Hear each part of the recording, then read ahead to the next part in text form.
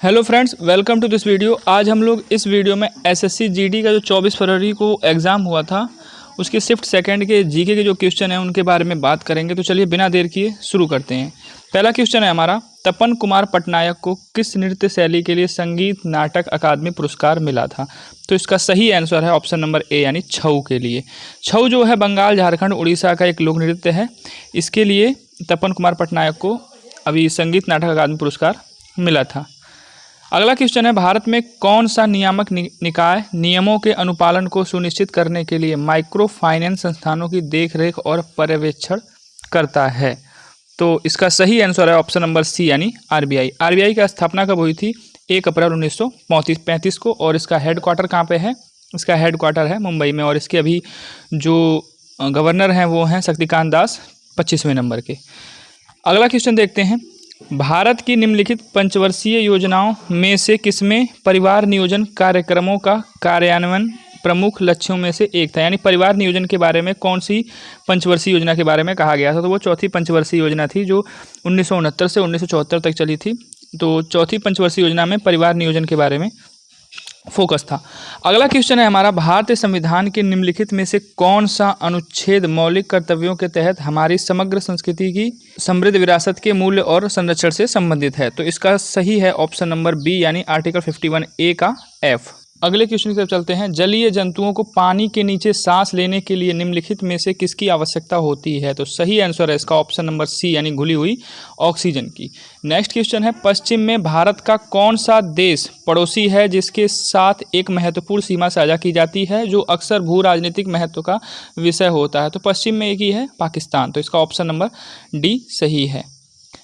अगला क्वेश्चन है, निम्नलिखित में से किस त्यौहार में जल्लीकट्टू एक विशेषता है? तो जो जल्लीकट्टू है ये जो है बैलों से जुड़ा एक पारंपरिक जो मतलब बैल की प्रतियोगिता होती है, बैलों को दौड़ाया जाता है। तो ये पोंगल जो नृत्य है ना, सॉरी पोंगल नृत्य बोल रहा हूँ, पोंगल जो त्यौहार है उसमें जल्लीकट्टू एक प्रतियोगिता होती है। तो इसका ऑप्शन नंबर डी सही है। अगला क्वेश्चन है, खान मंत्रालय के आंकड़ों के अनुसार भारत के निम्नलिखित राज्यों में से किस राज्य में सोने के अयस्क का सबसे बड़ा भंडार है? तो अभी खान मंत्रालय के आंकड़ों के अनुसार सबसे बड़ा सोने का जो भंडार है वो बिहार में है। जो सोने के अयस्क हैं वो सबसे ज़्यादा कहाँ हैं? बिहार में है, खान मंत्रालय के डाटा के अनुसार। अच्छा, सोने के जो अयस्क होते हैं जैसे कैलावेराइट और सिल्वनाइट, ये क्या है? सोने के अयस्क हैं। बॉक्साइट किसका अयस्क है? एल्युमिनियम का। और हेमेटाइट किसका है? आयरन का। अयस्क क्या होता है? अयस्क एक कह सकते हो आप, जैसे खनन होता है तो जो मटेरियल निकलता है वो अयस्क होता है, फिर उसको और प्यूरिफाई किया जाता है तो उसमें से वो धातु निकलती है। तो जैसे बॉक्साइट है, अगर बॉक्साइट के अयस्क मिल रहे हैं तो उसमें से क्या निकलेगा? एल्युमिनियम निकलेगा। तो ऐसे ही सोने का अयस्क क्या है? कैलावेराइट और सिल्वनाइट। अगला क्वेश्चन देखते हैं, भारत में शुंग वंश के संस्थापक कौन थे? तो शुंग वंश के संस्थापक पुष्यमित्र शुंग थे। इन्होंने अंतिम और राजा जो बृहद्रथ था उसकी हत्या करके लगभग 185 ईसा पूर्व में शुंग वंश की स्थापना की थी। नेक्स्ट क्वेश्चन की तरफ देखते हैं, आइस हॉकी टीम में कितने खिलाड़ी होते हैं? तो आइस हॉकी टीम में 6 खिलाड़ी होते हैं। और हॉकी में कितने होते हैं? 11 होते हैं। फुटबॉल में भी 11 होते हैं। बास्केटबॉल में 5 होते हैं। वॉलीबॉल में कितने होते हैं खिलाड़ी? तो 6 होते हैं। अगले क्वेश्चन की तरफ चलते हैं, कौन से खेल में ब्रेस्ट स्ट्रोक तकनीक का उपयोग किया जाता है? तो ब्रेस्ट स्ट्रोक जो है वो तैराकी से संबंधित है। अगला क्वेश्चन है, नीति आयोग के नए सीईओ के रूप में किसे नियुक्त किया गया है? तो बीवीआर सुब्रमण्यम को नीति आयोग के नए सीईओ के रूप में नियुक्त किया गया था। और नीति जो है इसका फुल फॉर्म होता है national institution for transforming India, राष्ट्रीय भारत परिवर्तन संस्थान बोलते हैं इसे।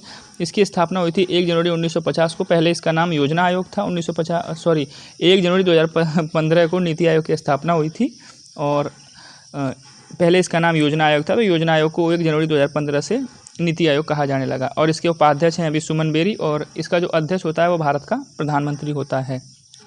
अगला क्वेश्चन है, भारत में निम्नलिखित में से कौन सा अर्ध न्यायिक निकाय का उदाहरण है? तो इसका ऑप्शन नंबर सी सही है, राज्य उपभोक्ता विवाद निवारण आयोग।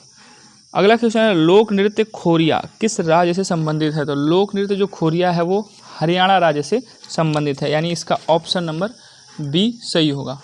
नेक्स्ट क्वेश्चन की तरफ चलते हैं, 2011 की भारत की जनगणना के अनुसार किस समुदाय की जनसंख्या का अनुपात 0.2% कम हो गया है? तो जो सिख समुदाय है उसकी जो जनसंख्या है वो 0.2% कम हो गई है। अगला क्वेश्चन है बारदोली सत्याग्रह किस वर्ष हुआ था? तो 1928 यानी 1928 में बारदोली सत्याग्रह हुआ था।